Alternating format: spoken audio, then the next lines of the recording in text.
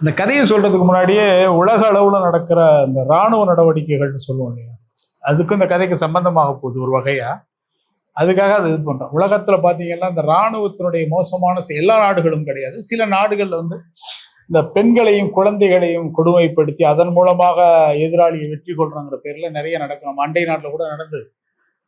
நிறைய பெண்கள் பாலியல் வன்புணர்வுக்கு உட்படுத்தப்பட்டது, குழந்தைகள் கொல்லப்பட்டது. அது மாதிரி நிறைய பிணக்குவியல்களாக செஞ்சது. இதெல்லாம் எவ்வளவு பெரிய கொடூரம்.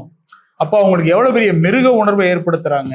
அந்த இராணுவ நடவடிக்கையில நீ இப்படியெல்லாம் பெண்களை பாலியல் வன்புணர்வு செய்ய, குழந்தைகளை கொல்லு, எப்படியோ அழியணும் அவங்க அப்படின்னு சொல்லி ஒரு இராணுவத்துக்கு சொல்லப்பட்டு அதை அந்த அவங்க செய்யறாங்கன்னா அவங்க எவ்வளவு தூரம் அந்த மூளைச்சலவைங்கிற மாதிரியான விஷயம் அவங்களுக்கு சொல்லப்பட, அவங்களுக்கு ட்ரெயின் பண்றாங்க அப்படிங்கிறது பார்க்கணும்.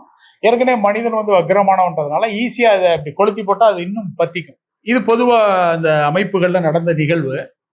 ஆனா இப்ப நான் சொல்ல போற ஒரு கதை பாத்தீங்கன்னா, பாலச்சந்திரன் சொல்லிக்காடுடைய அந்த கதைகள், சிறுகதைகள்ல அவர் வாழ்க்கையில் நடந்த அனுபவங்கள் நம்ம சொல்லியிருக்கோம். ஏற்கனவே அவருடைய தீப்பாதி அந்த கதையெல்லாம் நம்ம பேசியிருக்கோம். கதை என்னன்னு கேட்டீங்கன்னா, பாலச்சந்திரன் திருமணமாகி அவர் மனைவி விஜயலட்சுமி ஒரு கல்லூரியில விரிவுரையாளராக இருக்கிறார். இவர் வந்து இப்போ ஒரு நாடறிந்த கவிஞரா இருக்கார். இந்த காலகட்டத்தில் ஒரு நடக்குது.